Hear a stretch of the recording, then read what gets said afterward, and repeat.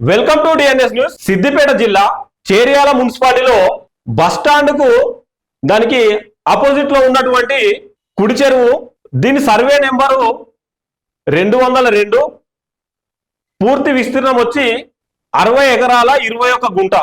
అయితే గత 10-15 సంవత్సరాల క్రితం కొంతమంది రియాల్టర్స్ ఎఫ్టిఎల్ లో ఉన్న భూమిని వెంచర్గా చేసి మొత్తం మట్టితో నింపేసి ఫ్లాట్లు కొట్టి అమాయకమైన ప్రజలకు అమ్ముకొని సొమ్ము కాజేసుకున్నారు.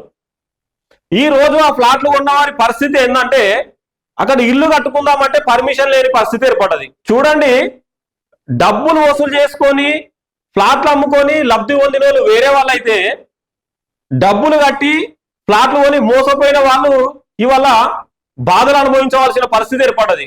గత కొద్ది రోజుల క్రితం మేము మా న్యూస్ ఛానల్లో ఒక వీడియో చేసినాం. అదేమైతుందంటే, ఈ కుడి చెరువును కబ్జా చేసిన తరుణంలో దాదాపు ఒక 10 నుంచి 20 ఎకరాలు మొత్తం మట్టి పోసి ఎఫ్టిఎల్ అంటే ఇక్కడ చూడండి, ఇది చేర్యాల కుడి చెరువు మ్యాపు.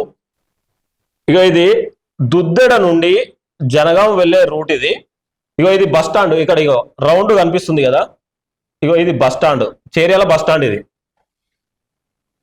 ఇది రోడ్. ఇట్లా కనిపిస్తున్నది. ఇది ఇప్పుడున్న డాంబర్ రోడ్. ఇది ఎఫ్టిఎల్ ఎక్కడికుందో చూడండి. ఈ రెడ్ కనిపిస్తుంది, ఈ బ్లాక్ ప్యూర్ తిక్కుగా ఉన్నాయి. ఈ బ్లాక్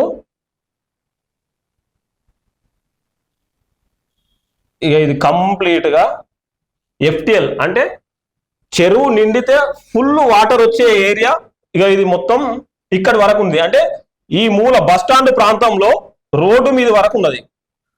ఇక్కడ చూడండి, ఇండ్లు మొత్తము ఇట్లా కనిపిస్తున్నాయి అన్ని. ఇండ్లు ఈ డబ్బాలు కనిపిస్తున్నాయి చూడండి, ఇవన్నీ ఎఫ్టిఎల్ పరిధిలోనే ఇల్లు కట్టిరివి. ఇదొక హౌస్ ఎఫ్టిఎల్ సెంటర్ అంటే చెరువులో, నడి చెరువులో. ఇక్కడ కాలేజు, బాల విద్యా జ్యోతి స్కూల్, వీరభద్ర ఫంక్షన్ హాల్.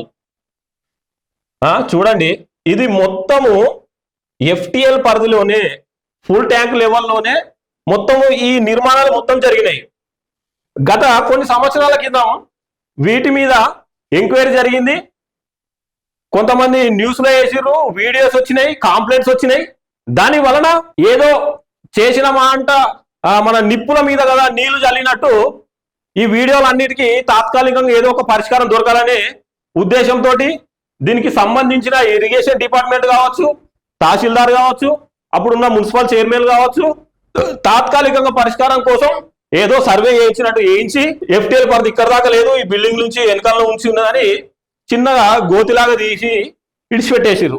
ఈ ఇండ్లు కట్టుకోవడానికి పర్మిషన్ ఇచ్చిన అధికారులు ఎవరు చూద్దాం. ఇప్పుడు ఎంఆర్ఓ ఆఫీస్ నుంచి మనకు చూడండి 202 సర్వే నెంబర్లో 60 ఎకరాల 21 గుంట. ఇది ఏంది 1955-58 సంవత్సరంది. 1961-62 సంవత్సరం. 202 సర్వే నెంబరు, 60 ఎకరాల 21 గుంట. ఇట్లా చూడండి, ప్రజెంట్ రీసెంట్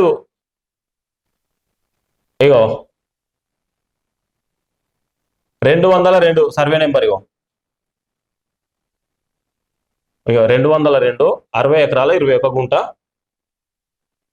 కుడి చెరువు శిఖం.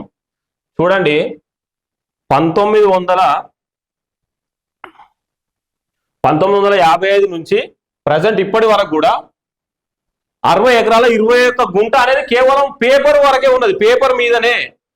కానీ ఈ ప్రాంతం ఏమైపోయిందంటే, గతంలో దీని మీద వీడియో కూడా వేయడం జరిగింది.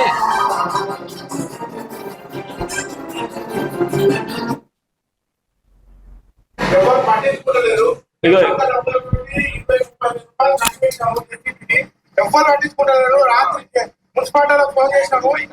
డెంగ్యూ జ్వరాలు వచ్చి ఒక్కొక్కరు 5-6 మంది ఉన్నారు. ఆ బోర్ల నీళ్లు మొత్తము అవే కలుషితమైన నీళ్లు ఉన్నాయి. దాంతో ఎవరు సీరియస్ అయ్యేది తెలియదు. ఒక్కొక్క ఇంట్లో ఇద్దరు పండుకొనే ఉన్నారు. ఇప్పటికీ ఎన్నిసార్లు స్పందించినా ఎవరు చర్య తీసుకుంటలేదు. ఈ చేర్యాల కుడి చెరువు ఆక్రమణకు గురై దాదాపు సుమారుగా ఒక 20 ఎకరాలు గురైందని అంచనాలు వేస్తున్నారు చేర్యాల ప్రజలు. ఈ 20 ఎకరాల్లో ఆగాల్సిన నీరు మొత్తము చేర్యాల పట్టణంలో ఒక 20 నుంచి సుమారు 20 నుంచి 30% ఇళ్లలో ఈ వాటర్ వచ్చి చేరుతున్నాయి. మనకు వర్షాకాలం మే జూన్లో స్టార్ట్ అయితే May June July August September October November December జనవరి ఫిబ్రవరి వరకు కూడా ఆ ఇళ్లలో నీళ్ళే ఉన్నాయి. ఇప్పటి కూడా ప్రజెంట్ ఇళ్లలో అక్కడక్కడ వంపు ప్రాంతాలలో నీళ్ళే ఉంటున్నాయి. ఈ చెరువును మొత్తం కబ్జా చేయడం వల్ల ఒక 10-20 మంది కబ్జా చేయడం వలన దాదాపు ఒక 30% మంది ఇబ్బందుల పాలవుతారు. ఎక్కడ చూడు ఇళ్లలో నీళ్లు, పాపం వాళ్ళు స్నానాలకు కానీ ఇంట్లో వాడుకోవడానికి అక్కడ బోర్ వేసుకుంటే ఎర్రగా నీళ్ళు వస్తున్నాయి. వాళ్ళ పరిస్థితి చెప్పండి. ఒక 10-20 మంది కోసం చూసుకుంటే 100 మంది ప్రజలు ఎంత ఇబ్బందుల పాలవుతారు.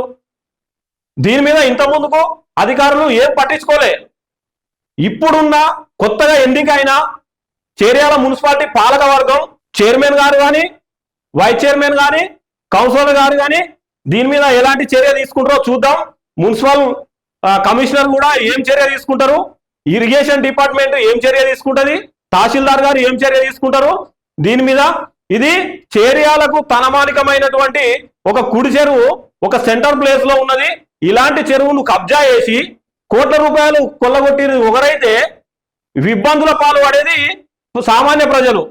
ఇది ఇంతటితోటి మళ్ళీ ఇదొక వీడియో వచ్చింది కదా, ఒక ఛానల్లో వీడియో వచ్చింది.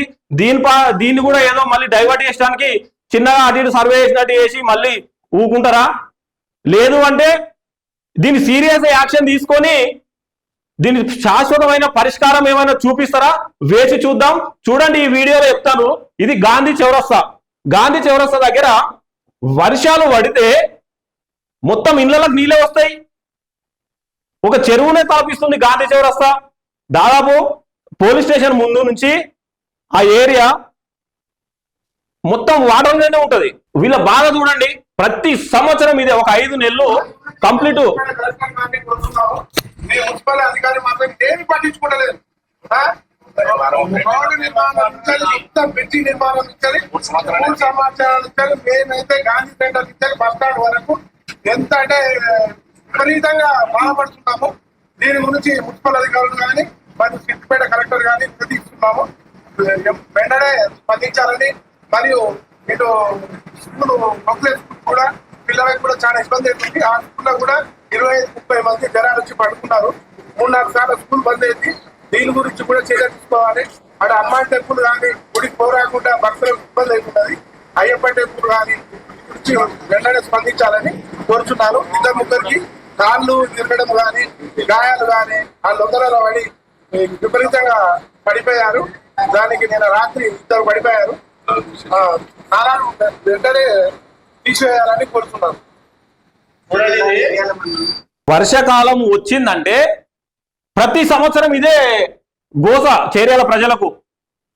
వెహికల్స్ పోకపోవడం, వీళ్ళు ధర్నాలు చేయడం, తాత్కాలిక ఉపశమనం కోసం ఏదో చేసినట్టు జేసీబీ పెట్టి అటు ఇటు చిన్న డ్రామాలు చేసినట్టు చేసి, మన డ్రామాలు చేస్తే కదా అప్పటిదప్పుడే ఒక చిన్న టెంట్ వేసి సాయంత్రం మన కోతులు ఆడేసి ఆట ఆడేసి మళ్ళీ పొద్దున్నే వెళ్ళిపోతారు చూసినావా?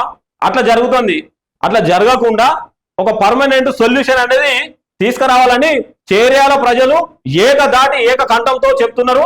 దీని మీద వెంటనే పై అధికారులు చర్యలు తీసుకోవాలని చేర్యాల ప్రజల ఒక ఆకాంక్ష ఇది.